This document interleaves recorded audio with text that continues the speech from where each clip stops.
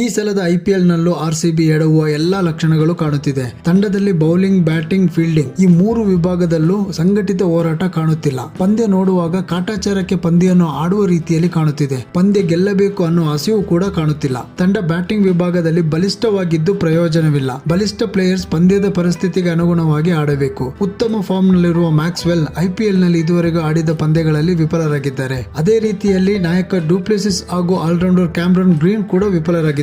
ಕೊಹ್ಲಿಯ ಏಕಾಂಗಿ ಹೋರಾಟ ಮಾತ್ರ ಪಂದ್ಯಗಳಲ್ಲಿ ಎದ್ದು ಕಾಣುತ್ತಿದೆ. ಲಕ್ನೋ ವಿರುದ್ಧ ನಡೆದ ಪಂದ್ಯದಲ್ಲಿ RCBಯ ಸೋಲಿನ ವರಸೆ ಮುಂದುವರೆದಿದೆ. ತಾನು ಆಡಿದ 4 ಪಂದ್ಯಗಳಲ್ಲಿ 3 ಪಂದ್ಯಗಳನ್ನು ಸೋತು ಪಾಯಿಂಟ್ಸ್ ಟೇಬಲ್ ನಲ್ಲಿ 9ನೇ ಸ್ಥಾನಕ್ಕೆ ಕುಸಿದಿದೆ. ಟಾಸ್ ಗೆಲ್ಲಲು ಯಶಸ್ವಿಯಾದ RCB ಮ್ಯಾಚ್ ಗೆಲ್ಲುವಲ್ಲಿ ವಿಫಲವಾಯಿತು. ಟಾಸ್ ಸೋತು ಬ್ಯಾಟಿಂಗ್ ಆರಂಭಿಸಿದ ಲಕ್ನೋ ತಂಡ ಉತ್ತಮ ಆರಂಭವನ್ನು ಪಡೆಯಿತು. ಉತ್ತಮ ಬ್ಯಾಟಿಂಗ್ ಪ್ರದರ್ಶಿಸಿದ ಡಿಕಾಕ್ ಹಾಗೂ ಪೂರನ್ RCB ಬೌಲರ್ಸ್ ಗಳ ಮೇಲೆ ಸವಾರಿ ಮಾಡಿದರು. ಈ ಇಬ್ಬರಿಗೂ ಜೀವದಾನ ನೀಡುವ ಮೂಲಕ ತಮ್ಮ ಸೋಲಿನ ಗುಂಡಿ ತಾವೇ ತೋಡಿಕೊಂಡರು. ಅಲ್ಜಾರಿ ಜೋಸೆಫ್ ಬದಲು ಆಡಿದ ರೀಸ್ ಟಾಪ್ಲಿ ಮೊದಲ 3 ಓವರ್ಗಳನ್ನು ಉತ್ತಮವಾಗಿ ಮಾಡಿದರು. ಆದರೆ ತಮ್ಮ ಕೊನೆ ಓವರ್ಸ್ ನಲ್ಲಿ ಹ್ಯಾಟ್ರಿಕ್ 6 ಹೊಡೆಸಿಕೊಳ್ಳುವ ಮೂಲಕ 20 ರನ್ ನೀಡಿದರು. ಮೊಹಮ್ಮದ್ ಸಿರಾಜ್ ಕೂಡ ಈ ಸಲದ IPL ನಲ್ಲಿ ಕಳಪೆ ಪ್ರದರ್ಶನ ನೀಡುತ್ತಿದ್ದಾರೆ. ಮ್ಯಾಕ್ಸ್ವೆಲ್ ತಾವು ಮಾಡಿದ 4 ಓವರ್ಗಳಲ್ಲಿ 23 ರನ್ ನೀಡಿ 2 ವಿಕೆಟ್ ಪಡೆಯುವ ಮೂಲಕ RCB ಪರ ಉತ್ತಮ ಬೌಲಿಂಗ್ ಪ್ರದರ್ಶಿಸಿದರು. ಲಕ್ನೋ ಪರ ಡಿಕಾಕ್ 81, ಪೂರನ್ 40, ಸ್ಟೋನಿಕ್ಸ್ 24 ಹಾಗೂ ನಾಯಕ KL ರಾಹುಲ್ 20 ರನ್ ಗಳಿಸುವ ಮೂಲಕ 20 ಓವರ್ಗಳಲ್ಲಿ 181 ರನ್ಗಳನ್ನು ಕಲೆ ಹಾಕಿತು. 182 ರನ್ಗಳ ಟಾರ್ಗೆಟ್ ಅನ್ನು ಬೆನ್ನಟ್ಟಿದ RCBಗೆ ಉತ್ತಮ ಆರಂಭ ದೊರೆಯಿತು.